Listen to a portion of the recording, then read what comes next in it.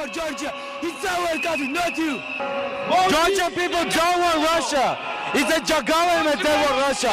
We are Europe, and we believe in Europe. As you can see, these are quite the angry people. We're in Georgia. No, not the American state. The country located at the intersection of Europe and Asia, with Russia to the north, Azerbaijan in the east, Armenia and Turkey in the south. Now, why are these people angry and protesting? Well, a large portion of the population is against the current government, which has recently passed a contentious media bill called Law on Transparency of Foreign Influence. The law created a public registry that requires non-governmental organizations to register as foreign agents or organizations carrying the interests of foreign power and disclose the sources of their income if the funds they receive from abroad amount to more than 20% of their total revenue. You're probably asking yourself why this bothers 80% of the Georgian population. It's made the hope of a European Union integrated nation a dream. Just a dream. Okay, what does this have to do with the West forcing this country to war with Ukraine against Russia? Everything. The current president of Georgia, Salom Zurabishvili, the European Union and United States are against the bill, stating that it withholds democracy and freedom of press in Georgia and comparing it to the Russian foreign agent law. The United States has gone as far as imposing visa sanctions on certain Georgian officials and hints at the possibility of more sanctions being imposed on members of the Georgian Dream ruling party and government for sabotaging Georgia's EU membership bid and undermining democracy in Georgia. Yes, I said the president of Georgia is against the bill. If that's the case, how was the bill drafted and passed? Her power has been suppressed. She's an independent, she's merely an advocate and spectator at this point.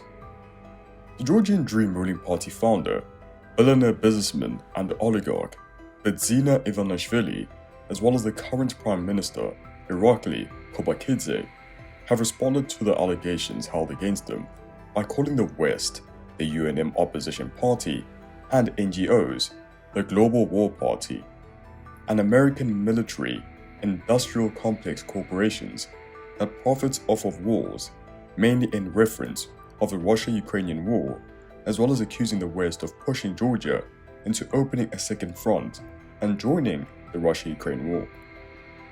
Despite the Georgian Dream Party government's concerns of being dragged into war, the Georgian people have quite the fighting spirit.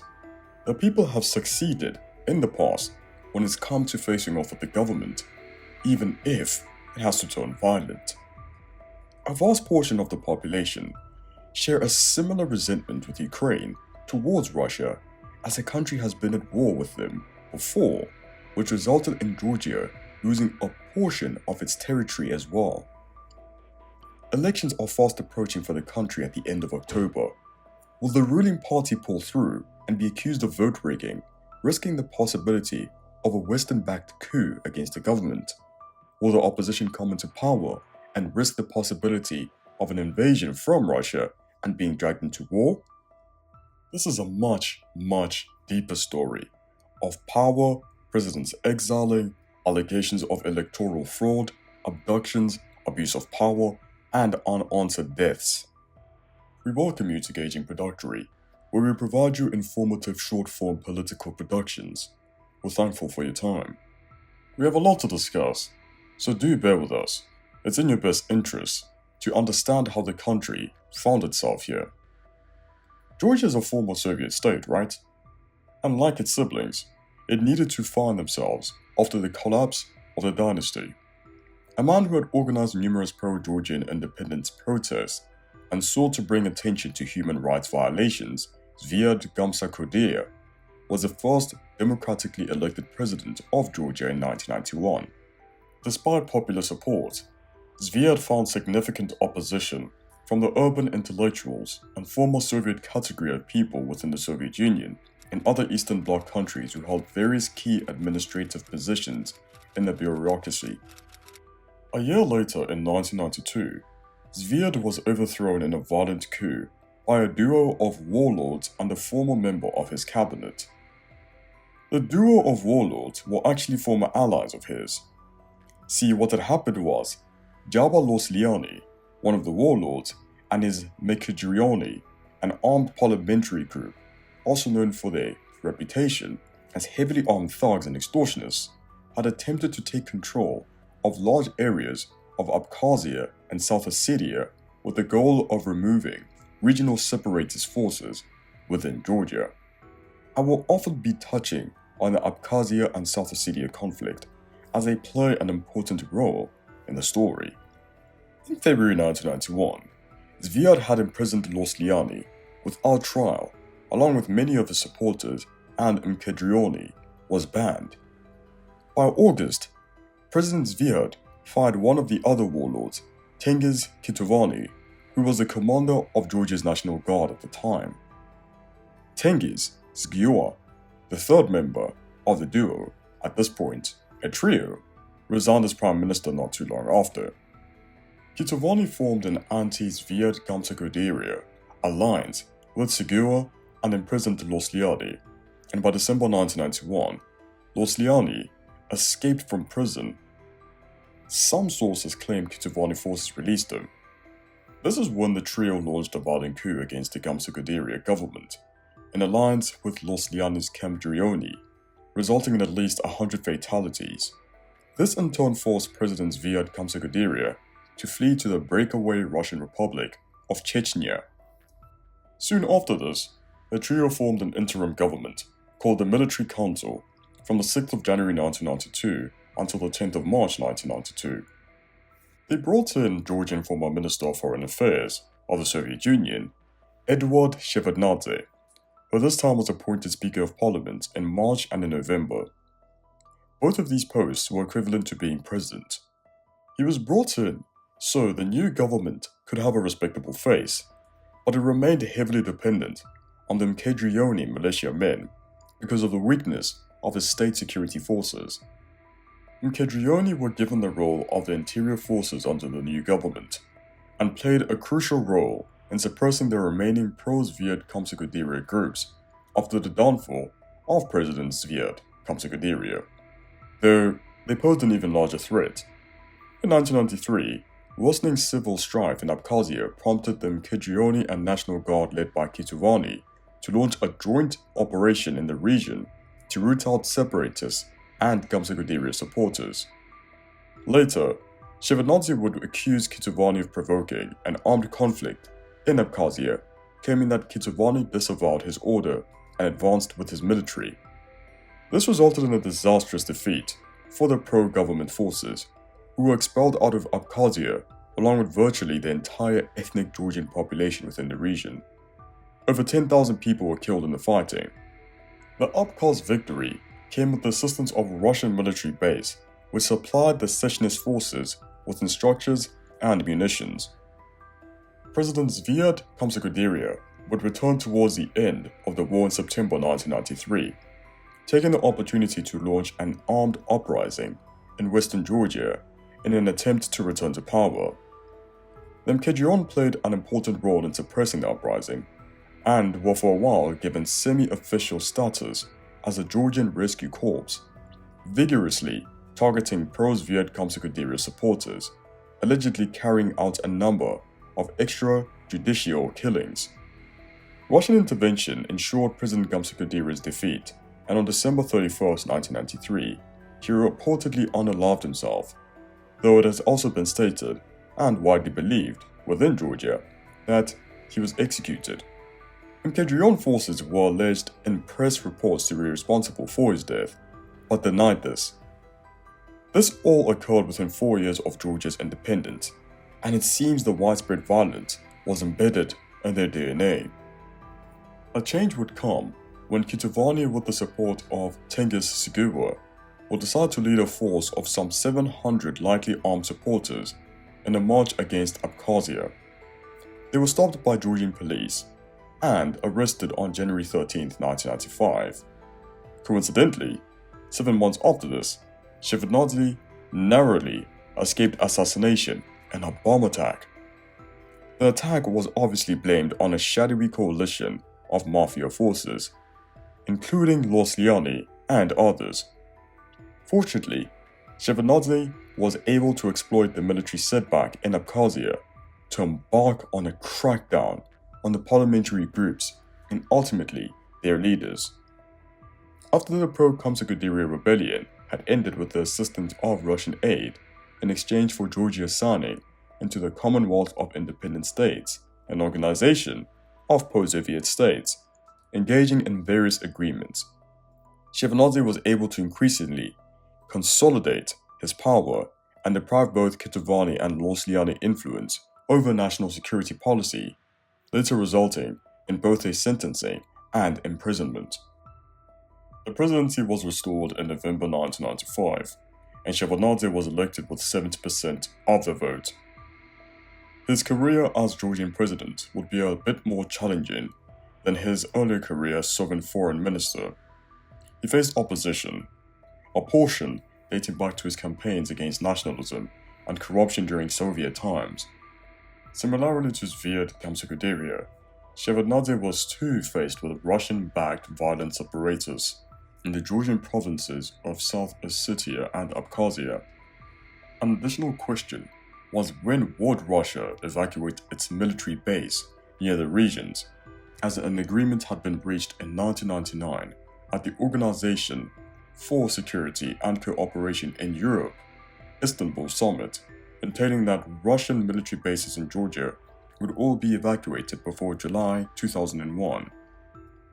Tension had grown at this point, as Russia accused Georgia of harboring Chechen guerrillas, whom were at feud with Russia on Georgia's northern border during the Second Chechen War. Shevardnadze's close relationship with the United States didn't make the friction any easier, as this caused him to be perceived as a counterbalance to Russian influence in the South Caucasus region, or the border of Eastern Europe and West Asia. During Shevardnadze's tenure, Georgia gained a strong pro-Western stance, becoming a large recipient of United States foreign and military aid, concurrently signing a strategic partnership with the Northern Atlantic Treaty Organization, also known as NATO, an intergovernmental military alliance of 32 member states, 30 European and 2 North American. Georgia further officially declared an ambition to join NATO in 2002.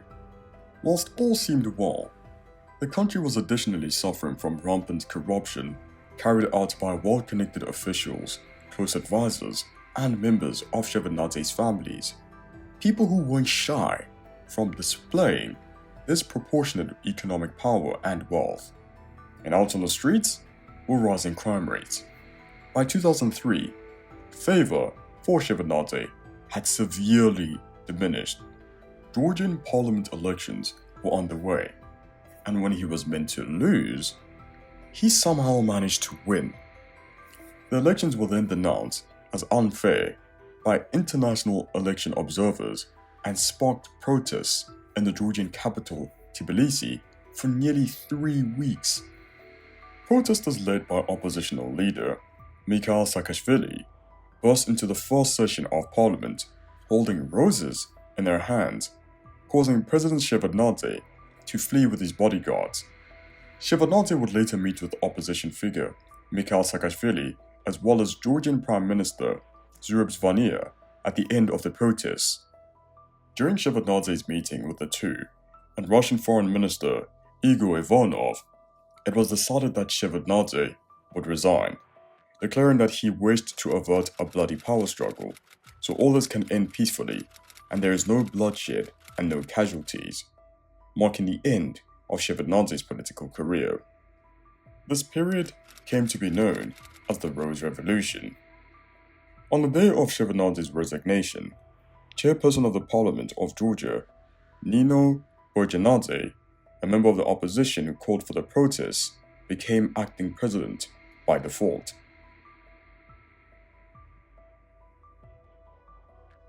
Nino Borjanadze served this role for 63 days, until the 2004 presidential elections, where opposition leader Mikhail Saakashvili, came out as victor. Mikhail had founded political party United National Movement, UNM, in the run-up of the election, a liberal and pro-Western political party in Georgia. Saakashvili and his party would enforce a heavy reform on Georgia, overseeing changes to the economy, government, police, and military. I wish I could say all was well during Saakashvili's tenure, but as we all know, no politician nor administration is perfect. There were cracks beneath the surface. Prime Minister Zurab Zvanir died in the early morning of February 3, 2005. Officials alleged it was caused by carbon monoxide poisoning as a result of an inadequately ventilated gas heater, to which critics responded with presumptions that he was murdered. It gets worse. 28-year-old commercial bank employee Sandro Gogliani was found deceased on January 28, 2006, on the outskirts of Tbilisi, with multiple injuries inflicted as a result of physical abuse. The death of the banker was a result of an argument with his girlfriend, who happened to be in attendance of a party at the Shardin Bar for a high-ranking official in Saakashvili's government. Sandro and a friend would subsequently leave the bar, only to be abducted moments after. They were driven to the outskirts of the capital, where Sandro's friend managed to escape, but Sandro was not so lucky. Protests erupted calling for Interior Minister Vano Merabashvili's resignation, as the people who conducted the abduction were linked to him. Citizens called for an unbiased investigation of the high-profile murder scandal, to which President Saakashvili downplayed, calling it very funny, and that he would strongly support the minister, claiming he was a very good minister. This would be criticized heavily by former defense minister Irakli Okurashvili, who Saakashvili had fired. Okurashvili created an opposition party in early September 2007, but would later be briefly arrested on charges stemming from abuse of office and additional charges, to which Okurashvili allegedly pleaded guilty for under duress. His arrest too caused unrest in the country, and upon being released soon after, he was granted political asylum in France, and by November, he made a surprise appearance on Imedi TV, the state TV channel of Georgia, claiming that the deceased Prime Minister Zurab Zvanir's corpse had been moved to the house where he was found, raising more speculation for foul play. Senior members of the Parliament of Georgia, for the ruling party, described Okurashvili as an instrument in the hands of Badri Patakateshvili, billionaire founder of Imedi TV, who financed opposition rallies against the Georgian government. If you're a subscriber of the channel, you'd know this is a familiar figure in the Roman Abramovich story during the period of privatization and oligarch rule in Russia, before Badri was mysteriously found deceased in his mansion after fleeing to London. I highly recommend you watch it after this if you're interested in underground political, private and state business scandals. Back to the story. Okurashvili was no saint either. During the period of being Minister of Defense, he was known for advocating military actions against the separatists in South Ossetia, even threatening to resign if Georgia didn't restore control over the region, despite South Ossetia firmly identifying as independent and urging to sever association with Georgia and joining its separatist sibling, North Ossetia, located in Russia. Despite the protests and anger against President Saakashvili, he managed to be inaugurated for a second term on January 20th, 2008, unbeknown to the disaster that was to follow soon after.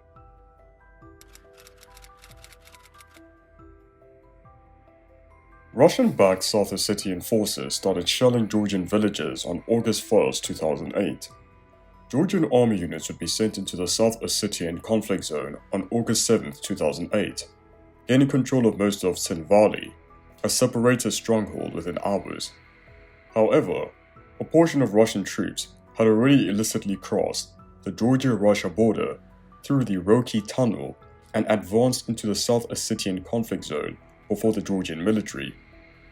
This conflict broke the 1992 Sochi ceasefire agreement that had marked the end of the Georgian Ossetian and Georgian Abkhazian conflict. Russia would proceed to accuse Georgia of committing genocide and aggression against South Ossetia, therefore launching a full-scale land, air, and sea invasion of Georgia, referring to it as a peace enforcement operation on August 8, 2008. Russian and South Ossetian forces fought Georgian forces in and around South Ossetia for several days. Abkhazia would open a second front by attacking the Kodory Gorge, held by Georgia. The Russian Air Force attacked targets both within as well as beyond the conflict zone, and Russian naval forces blockaded part of the Georgian Black Sea coastline. This in turn forced Georgian forces to retreat in an embarrassing defeat. Nicolas Sarkozy, the then president of France, personally negotiated a ceasefire agreement on August 12, 2008. The war resulted in most ethnic Georgian villages being destroyed and banishment of its people in the regions. Russia recognized the independence of Abkhazia and South Ossetia from Georgia on August 26, 2008, and the Georgian government severed diplomatic relations with Russia. The Parliament of Georgia would later declare both South Ossetia and Abkhazia a Russian-occupied territory, a position shared by most United Nations member states, even utilizing the currency and having Russian as an official language. Whilst many returned to their homes after the war, 20,272 people, mostly ethnic Georgians, remained displaced as of 2014.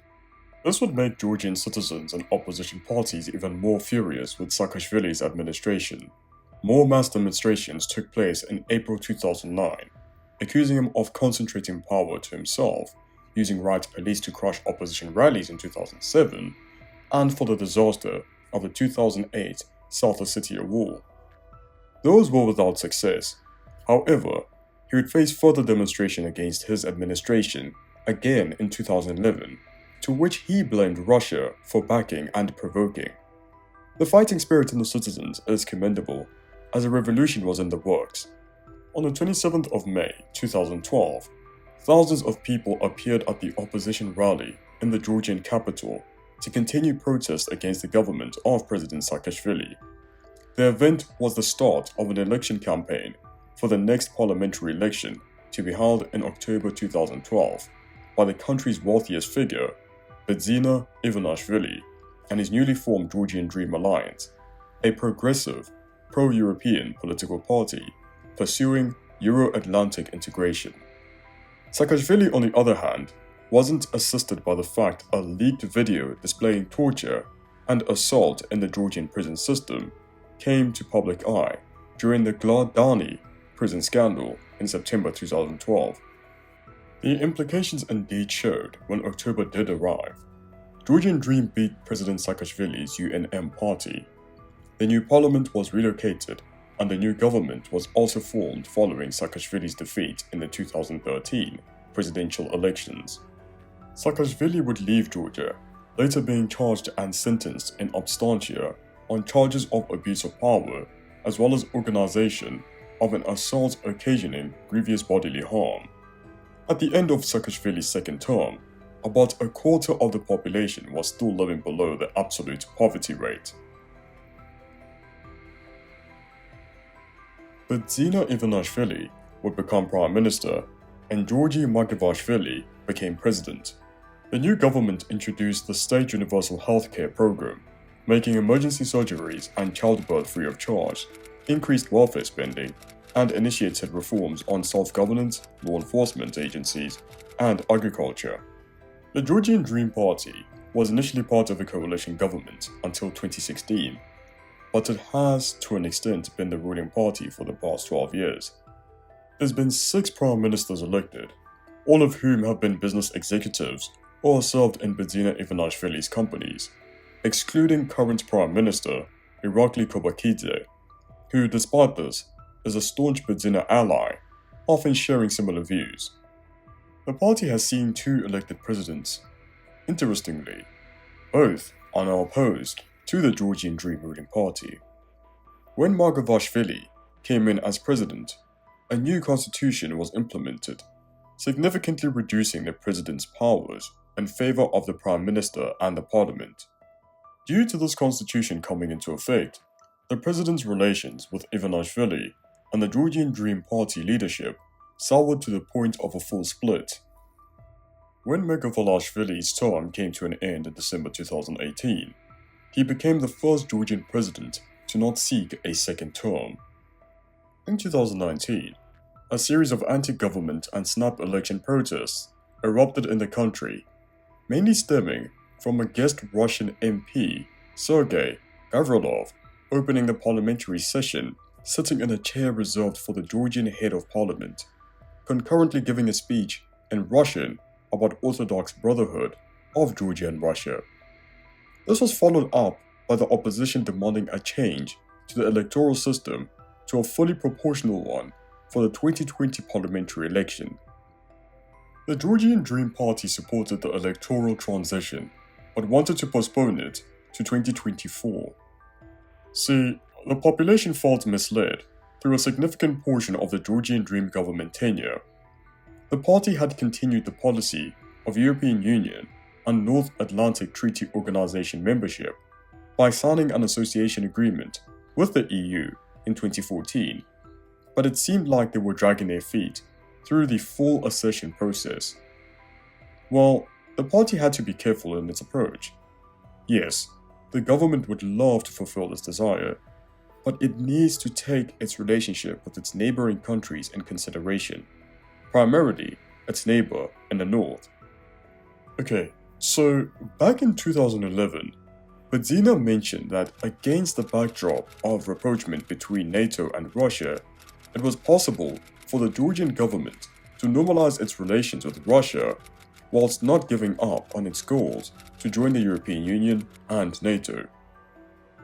The UNM opposition party had accused the Georgian Dream government of being pro-Russian for its attempts to normalize relations with Russia.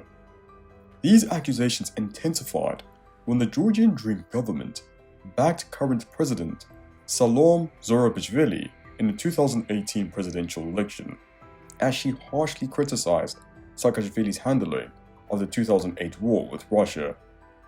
Following the protests of June 2019, Irakli Kobakidze, Georgia's then chairman of parliament, announced his resignation as requested, and Bedzina Ivanishvili announced a change to the electoral system from a mixed to proportional representation for the 2020 elections and lowering the vote barrier for parties.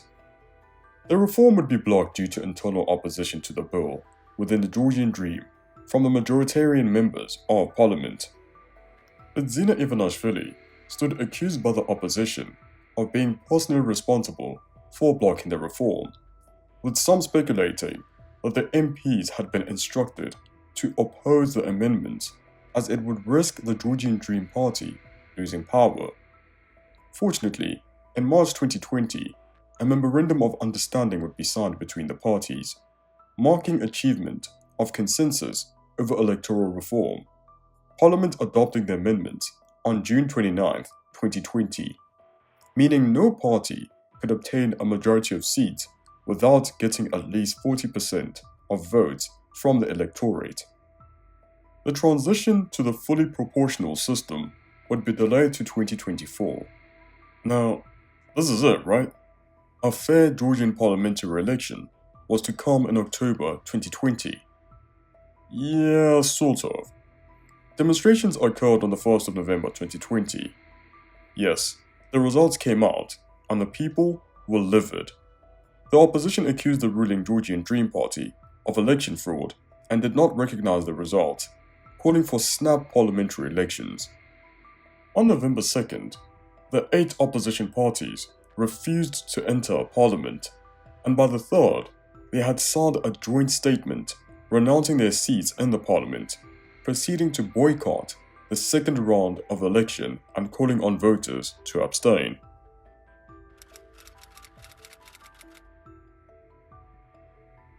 Subsequent to the November 8, 2020 rally, the government of Georgia began negotiations with the opposition, failing to reach an agreement until December.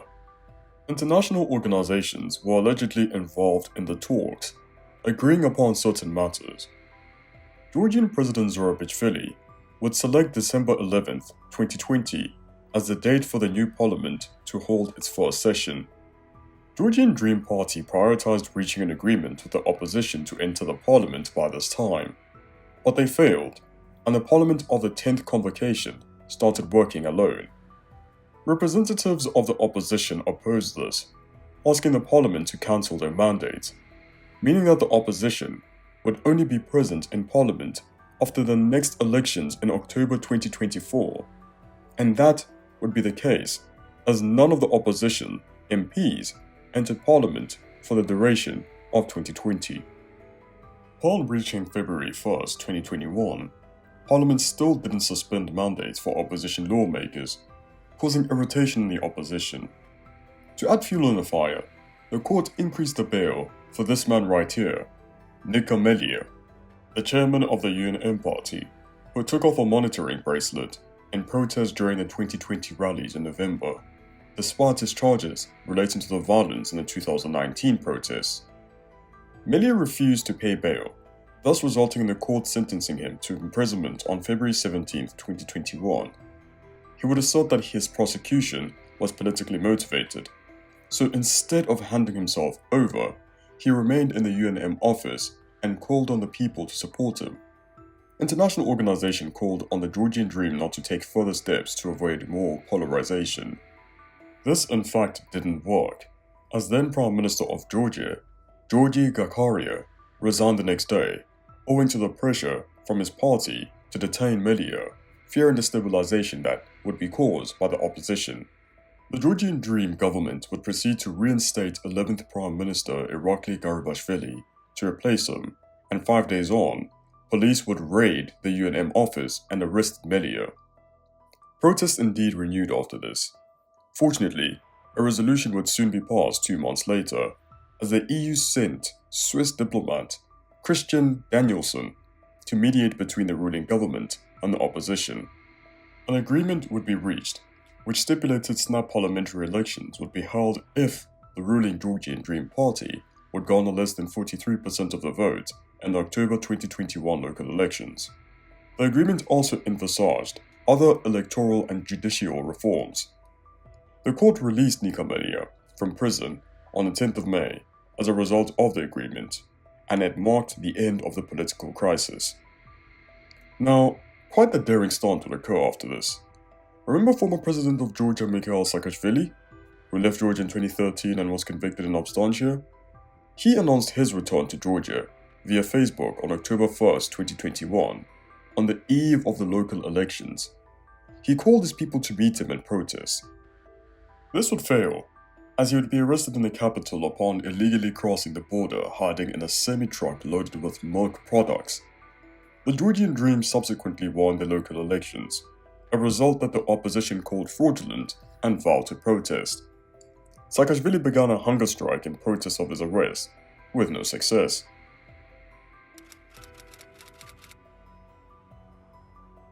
Now, to discuss the biggest issue in the room, foreign influence. See, the Georgian Dream has noticed a common trend in protests that have transpired during their rule. Don't get me wrong, the party isn't perfect. There isn't one, as you've noticed. A figure who hasn't been shy to stand, voice out his concerns and vexation, Irakli Kopakidze, would succeed Irakli Garibashvili in February 2024. According to Kopakidze's Wikipedia bio, his government accelerated the deterioration of relations with the West, with his government being accused of sabotaging Georgia's EU membership bid, despite the country being offered EU candidate status in December 2023.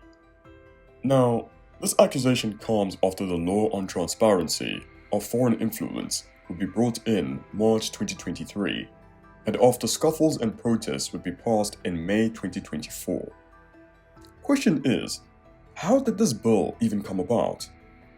Upon the ruling government realizing how often the European Union has had to step in domestic issues, additionally, the support Georgian opposition figures and organizations had from certain forces, of which I'll mention in a moment, the government realized this needed to be addressed rather sooner than later, as the October 2024 parliamentary elections are fast approaching. I need us to use our brains here. To arrange large-scale protest is no walk in the park. One would think you just gather people who share the same anger as you, and boom. Our greatest example in this story was Mikhail Saakashvili in 2021, who, despite announcing his return and wanting people to meet him to protest against the ruling party, failed dismally. He had the right message, but was the wrong messenger. People agreed with him in protest of the issues, but don't want him nor his government in power, and this showed in mediocre foreign support. What am I insinuating by foreign support? Well, protest doesn't normally begin with demonstrations, as I've mentioned. It begins with the influence on the people, a significant portion stemming from relating in opposition, media consumption, and instructions from a powerful source. That is where the non-governmental organizations, or NGOs, come into play. Georgia has thousands of these, some of which assist in fueling and funding the protests. It has been said most of the aid sent from the United States is mainly given to the NGOs. To combat this, the government has found a solution to know where exactly the NGO's money comes from, as the bill states that if the funds the NGOs receive from abroad amount to more than 20% of their total revenue, they need to register as foreign agents or organizations carrying the interests of a foreign power. This would assist in substantiating whether the NGO's mission is in the interest of solely the citizens in protest, or is there assistance from foreign powers trying to cause unrest and destabilization in the country. I'm certain you understand why this bothers the EU, the United States, and NATO so much, as they are well known for being a force that assists countries in political, financial, military, and humanitarian crises. While a portion of members of parliament would beg to differ, in the run-up to the bill being drafted back in 2022, the People's Power, a split faction of Georgian Dream aiming to defend Georgia's sovereignty, was in support of the government led by Prime Minister Irakli Garibashvili in parliament when they initially brought it. Subsequent succeeding Prime Minister Irakli Kobakidze pledged to cooperate with People's Power on key issues too. According to the People's Power Party, their goal was to speak up and expose the truth hidden behind the scenes of Georgian politics. The group published a number of public letters accusing the United States and European Union of trying to overthrow the Georgian government. It questioned American funding to Georgia, saying that the funding was largely directed to NGOs to promote American agenda under the guise of strengthening democracy, whilst this practice was actually contradicting the principles of democracy and popular sovereignty. People's Power described a number of Georgian NGOs and political parties, including Mikhail Saakashvili's UNM party, as American agents, whilst accusing the EU and USA of trying to blackmail Georgia with EU candidate status to free Saakashvili after a failed coup attempt. Current Prime Minister Irakli Kobakidze's chairmanship coincided with the 2022 Russian invasion of Ukraine and played an important role in how the party responded to the conflict, to which he expressed support for Ukraine defending itself, as well as condemning Russia's actions. However, unexpectedly, the relationship soon went south between the Georgian and Ukrainian government. In the duration of the months of February and July 2022, Kobakidze made 9 comments critical of Russia, but issued a total of 26 hostile remarks about Ukraine and a further 57 about the West. The hostility mainly originated from an alleged statement made by Secretary of the National Security Council of Ukraine, Alexei Danilov, which read, "Georgia would greatly help Ukraine by opening a second front against Russia." Additionally, former advisor to Ukrainian President Volodymyr Zelensky, Alexei Arestovich, stated that it was a historic opportunity to retake Abkhazia and South Ossetia. Kobakidze proceeded to criticize Ukrainian officials for pursuing their own interests at the expense of Georgia, saying that opening a second front would alleviate Ukraine's situation but bring suffering and destruction to Georgia, as Russia's army is considerably stronger and well-equipped compared to Georgia's. Kobakidze later elaborated that there was a coordinated effort by the Global War Party to drag Georgia into the war, stating, "There is no alternative to the fight against the Global War Party. It is a very painful, difficult fight, including from a personal point of view. He added that a surrender would lead to the, in quotes, Ukrainization of Georgia. Global War Party has been described to refer to actual or perceived political opponents, such as the European Commission, the European Parliament, the European Council, the US Congress, the US State Department, the Western media, the NGO sector, Swiss banks, and the Georgian opposition, in particular, the United National Movement. In June 2022, the European Parliament had passed several resolutions against the Georgian government and refused to grant Georgia candidate status. Kobakidze would respond by assuring that Georgia would not deviate from its path towards EU membership and that it would continue the process of EU integration, whilst calling the US and EU to distance themselves from calls for Georgia to engage in war.